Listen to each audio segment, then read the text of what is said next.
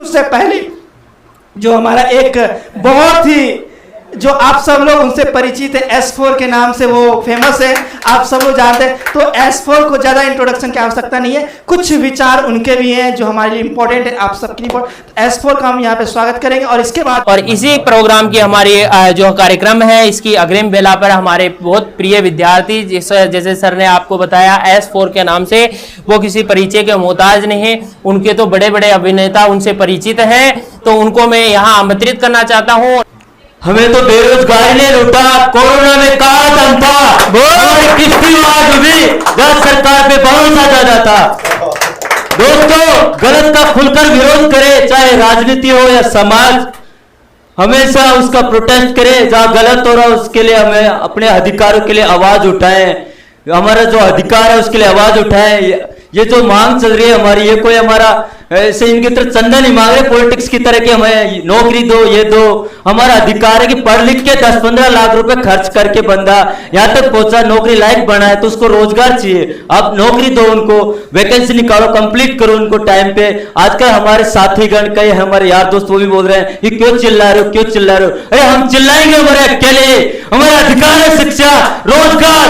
हमारे इस देश की संविधान में भी लिखा है कि पढ़ लिख के युवा रोजगार प्राप्त करेगा। आप इतनी वैकेंसी निकालते हो, 5 साल 4 साल उनको अटका के बैठ जाते हो। नौकरी के फॉर्म भरता 20 साल की उम्र में, 25 साल 30 साल की उम्र के बाद क्लियर हो पाती है। जब तक बंदे की शादी हो जाती है, बच्चे हो जाते हैं, पापा आपकी वैकेंसी, आपकी नौकरी का क्या हुआ, तो उनको क्या रिप्लाई दे बंदा, क्या सिस्टम आपका। हमारी लड़ाई है सरकार से, हमारे सिस्टम से, सिस्टम को सुधारो। आप पॉलिटिकल के जो राजनीति के चुनाव होते हैं वो 1 महीने कंप्लीट करा के अपने कुर्सी में बैठ जाते हैं और युवाओं को 5 साल 4 साल लग रहे। उस सिस्टम को ओनली 2.5 करोड़ लोगों के, 3 करोड़ लोगों के एग्जाम्स नहीं करा पाते आप, और आप 125 करोड़ लोगों का 1 महीने पूरा कल्याण, क्योंकि उनमें आपका फायदा है। आप बेरोजगारों से नौकरी के नाम पे फॉर्म भरवाते हो, 5 से 6 से लेते हो, उसके बाद कहते हो एग्जाम का कोई पता नहीं।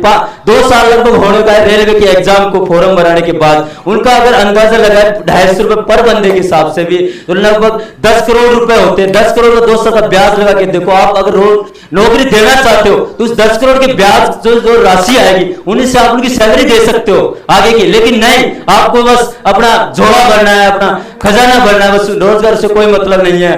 बस अपना सिस्टम चलाते रहो, बेवकूफ बनाते रहो, कभी कोर्ट में, कभी कचहरी में, कभी आरक्षण के नाम पे, कभी किसके नाम पे।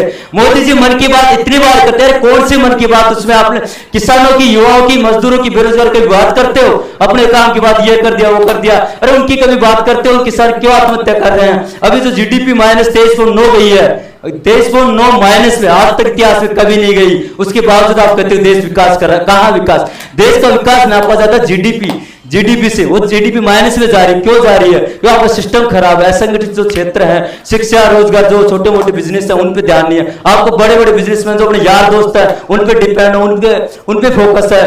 अपने जो सिस्टम है, जो सरकारी कंपनी है, सरकारी डिपार्टमेंट, उनको निजीकरण करने पे लगे हुए, उनको बेच रहे हो। क्यों? अपने को फायदा देने के लिए। अरे तुम निजीकरण से क्या फायदा मिल जाएगा? रेलवे 1974 में 17 लाख लोगों को रोजगार देता था, 17 लाख कर्मचारी थे, और आज उसमें 12-13 लाख हो। क्यों? 1974 और आज कितने साल हो गए लगाओ। उसके बाद क्या रोजगार नहीं बढ़ा? जनसंख्या बढ़े, ठीक है, तो रोजगार बढ़ना चाहिए, विकास बढ़ना चाहिए। उनको रोज जनसंख्या बढ़े, उनको अपने देश के योगदान में काम लो ना, उनको रोजगार दो, डिपार्टमेंट दो, काम दो, वो देश के विकास में योगदान देंगे। अब जो GDP गिरी, उसमें जो इंडस्ट्रियल एरिया सब वगैरह में माइनस में गिरावट है, जबकि किसान क्षेत्र, जो कृषि का क्षेत्र है, उनकी तरफ से पॉजिटिव प्लस पाए उनको रेटिंग मिली है। तो जो किसान क्षेत्र, आपको जब GDP में पॉजिटिव उनका रेस्पॉन्स योगदान है, तो उनको क्यों ना बढ़ावा देते आप?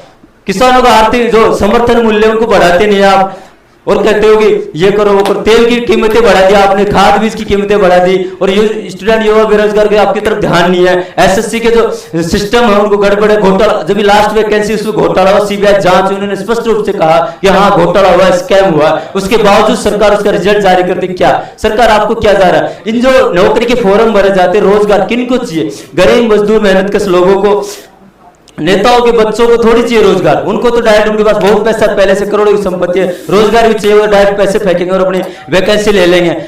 फॉर्म कौन भरेगा? जो बेरोजगार है, युवा है, कमजोर है, जो शोषित वर्ग है वो, और आप उनकी तरफ ध्यान नहीं देते क्योंकि इन नेताओं का मामला नहीं है ना। नेताओं को सैलरी बढ़ाने हो, संसद में धरना देके बैठे थे सैलरी बढ़ा दे, किसान मजदूर इनकी जो टीचर है, इनकी जो और वैकेंसीज है, जो एम्प्लॉय है, उनकी क्यों नहीं बढ़ाते, उनकी क्यों आवाज नहीं उठाते, मेहनत किसकी। मैं अपने जितने भी गुरुजन हैं, हमारे टीचर्स हैं, उनसे सबसे आह्वान करता हूं कि इस मुद्दे को आगे तक ले जाए। अभी मांग उठी है, ट्विटर वगैरह पे इतने सारा हल्ला हो रहा है, वो 35 लाख 40 लाख लोग रोज ट्वीट कर रहे हैं, मोदी जी का उन पर ध्यान क्यों नहीं जाता?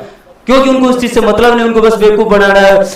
मन की बात, अरे मुद्दे की बात है, भारत का भविष्य है, युवा उनके पे ध्यान दोगे। जब युवाओं पे ध्यान नहीं जाएगा तो आप भारत का विकास कैसे हो पाएगा? उन पे ध्यान दीजिए मोदी जी, हमारी यही हम्बल रिक्वेस्ट है आपसे कि युवाओं को ध्यान दीजिए, जो भी प्रॉब्लम है उसको समाधान कीजिए। जो हम नहीं कहते सबको रोजगार दो, लेकिन जो लायक है उनको रोजगार दो, जो लायक है पारदर्शिता रखो अपने सिस्टम में, उनको रोजगार दो। हमें रोजगार चाहिए, हमारा अधिकार है। अगर आप प्राइवेट ही प्राइवेट करते जाओ, प्राइवेट कर दिया, स्टेशन भेज दिए, रेलवे को बेच दिया, कंपनी बेच दिया, सब कुछ बेच दिया, प्राइवेट कर दो तो रोजगार कहां बचेगा?